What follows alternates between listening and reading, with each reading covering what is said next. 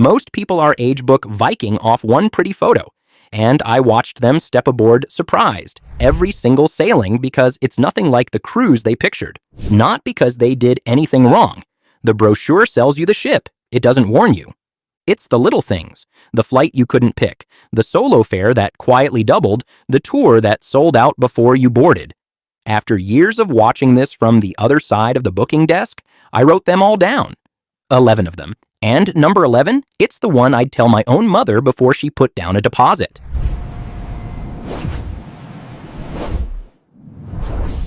Thing number 1, the ship has no children. Here's something nobody says out loud before you book. Every Viking ocean and river ship is adults only. You have to be 18 on the day you board. So there are no children anywhere on the ship. None. If your idea of peace is a dining room where nobody is negotiating over chicken nuggets, this is the quietest money you'll ever spend.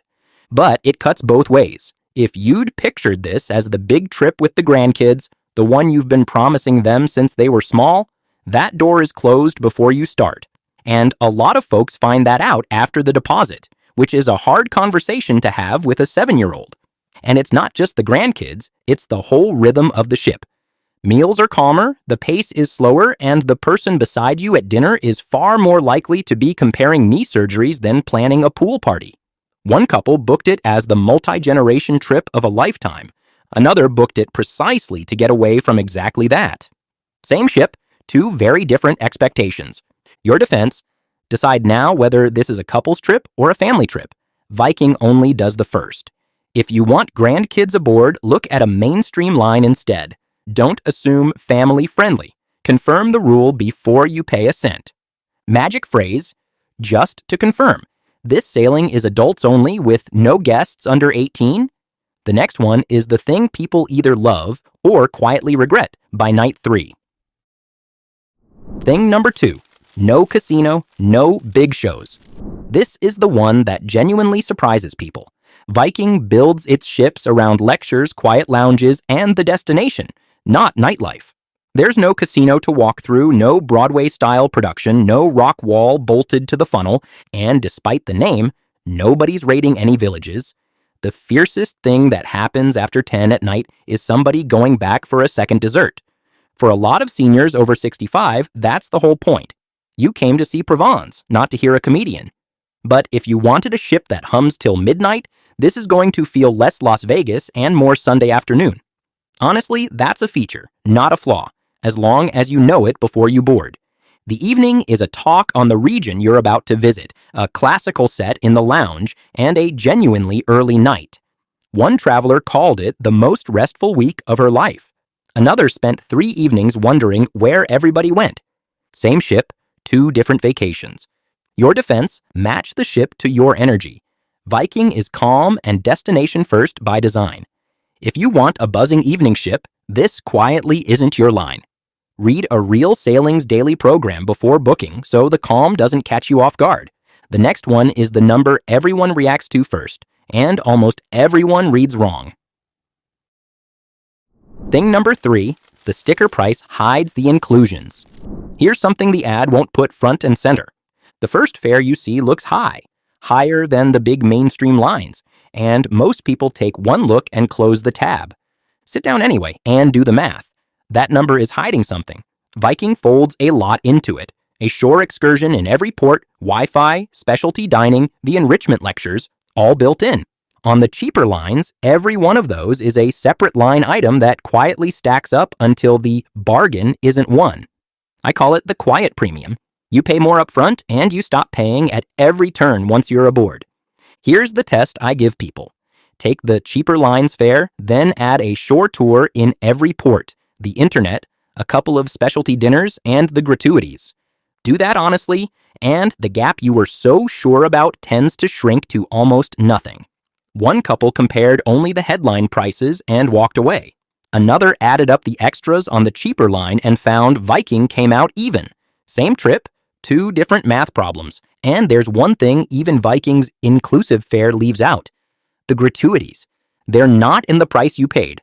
They're added per person, per day at the end, and they'll surprise you on the final bill if you didn't prepay them. Add them when you book, so the all-inclusive trip actually ends all-inclusive. Your defense: never compare headline fares. Compare after you add excursions and Wi-Fi to the other line. Ask for the all-in cost, not the lead-in fare that's designed to reel you in. Prepay the gratuities at booking. They're extra per person per day and not in that inclusive fare. Magic phrase: can you quote me the all-in price with excursions, Wi-Fi, and gratuities included?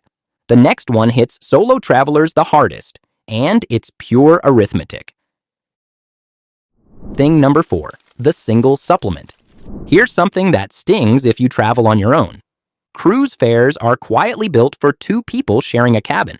Sail solo and you pay a single supplement, often close to a second full fare. It's the industry's very polite way of charging you rent for the empty side of the bed.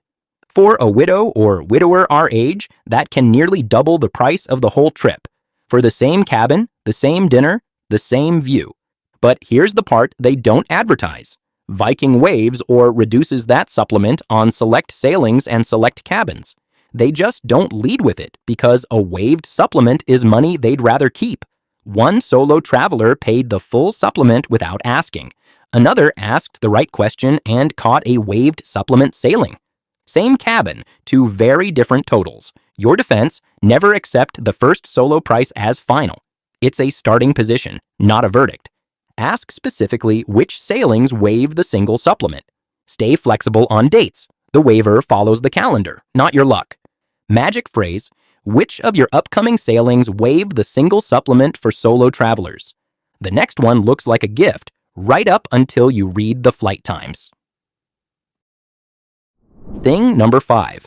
Included air isn't your flights. Here's something nobody warns you about until the confirmation lands in your inbox. Viking's air promotions bundle a flight into the price, and it sounds like a favor. But included air means Viking picks the routing, and Viking is shopping for price, not for your knees.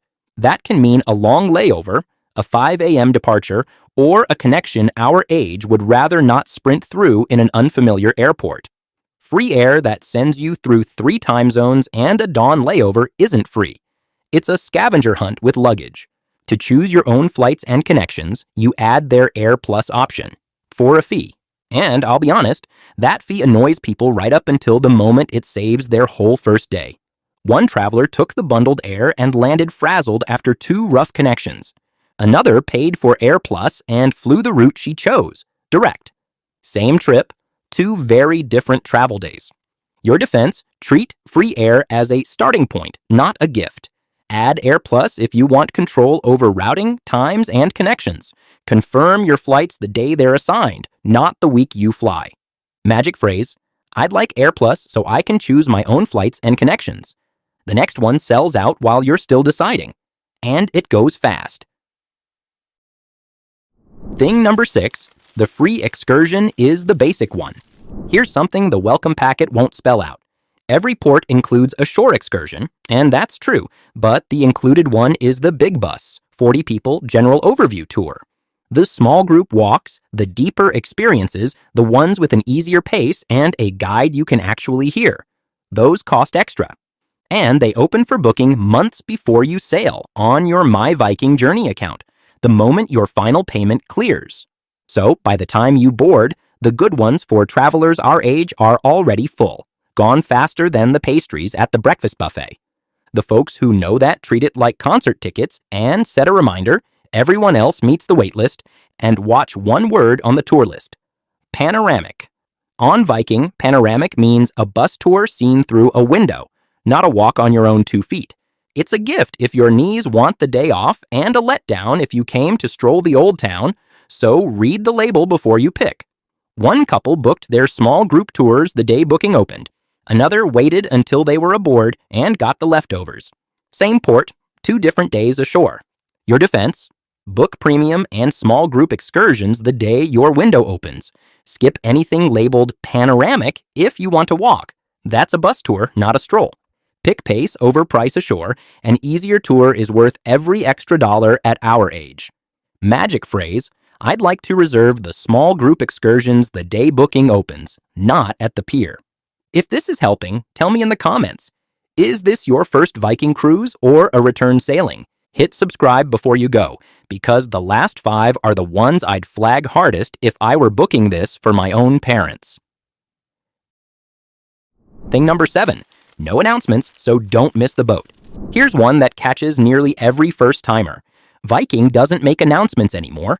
No loudspeaker calling tour times, no reminder the ship is about to leave. The quiet is lovely, right up until you realize nobody is going to call your name if you're late back to the dock. Your whole day lives in the Viking Voyager app and a printed sheet in your cabin. That's the entire system. And here's the part nobody says out loud. You scan your keycard off and on every single time you leave the ship. Skip that scan, linger a few minutes too long in a pretty river town, and the ship can slip away without ever knowing you're not aboard. It has happened.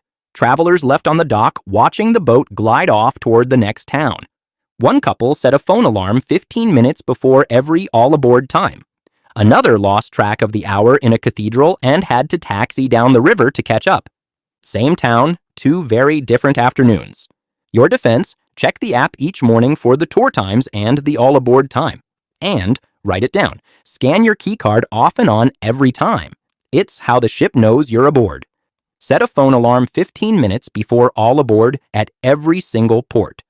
Magic phrase, just to confirm, what time is all aboard today?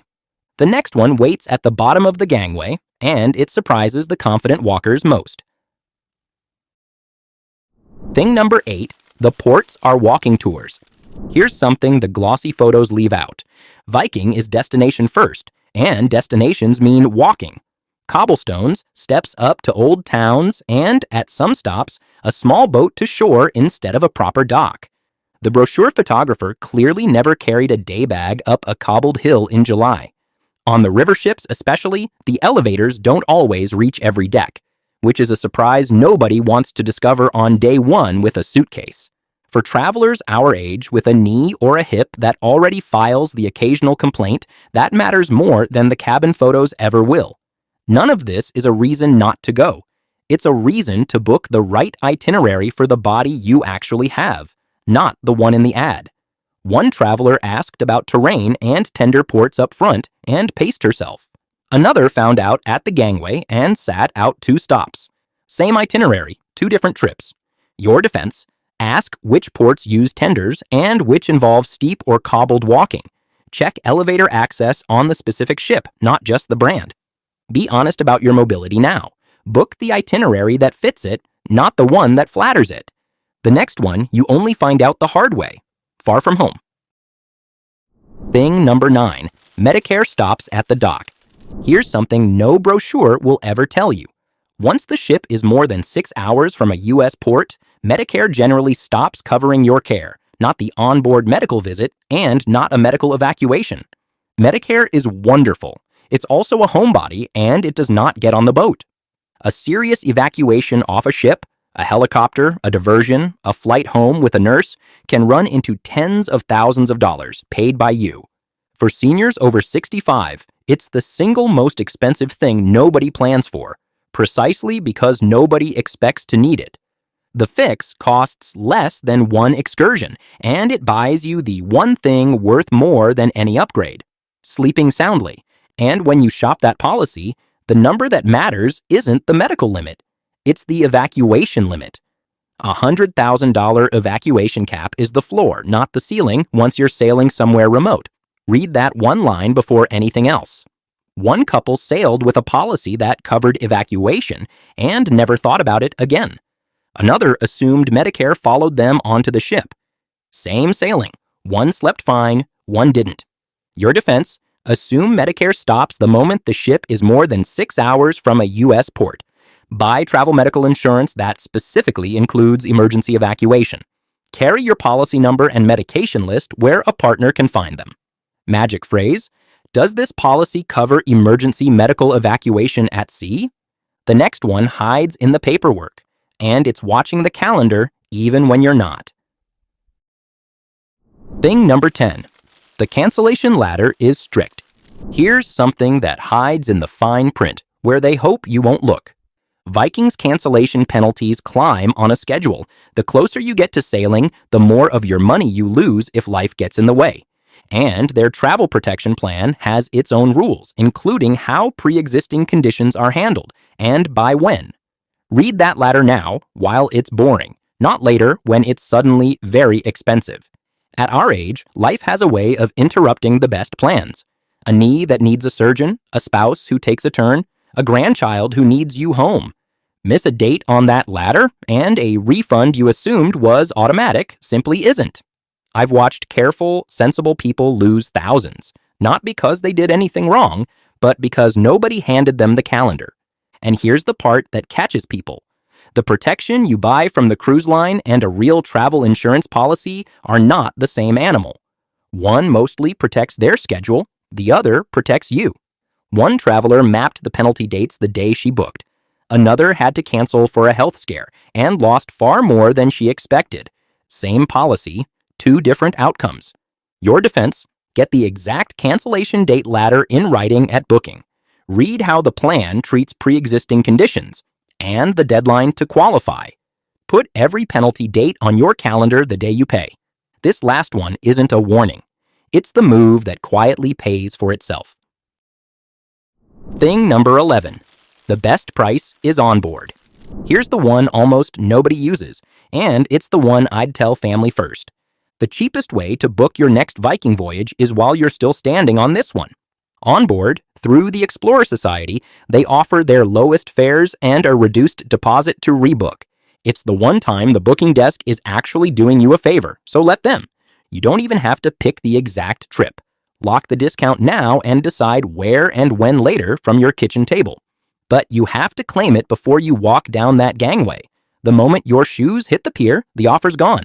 One cruiser booked her next voyage on board and locked the lowest price of the year. Another booked the same trip from home 3 months later and paid more for the privilege. Same voyage, two different fares. And one quiet habit for the very end: before you walk off, save or photograph your final bill. Your online Viking account may not keep that statement once the trip is over, and if a charge looks wrong on your credit card weeks later, that copy is your only proof. Your defense: visit the future booking desk before your cruise ends, not after. Lock the onboard fare and reduced deposit even if the date is flexible. Photograph your final statement before you disembark. The online copy can vanish after the trip. Magic phrase: I'd like to book my next voyage on board to lock the lowest fare and reduced deposit. Now you know the 11 things most travelers our age only learn after the deposit is already gone. But booking Viking smart is only half of sailing smart, because the bigger money leaks quietly once you're on board and the folio starts printing at the guest services desk. That's exactly what I'm covering next, and it's on the screen right now. See you on the next one.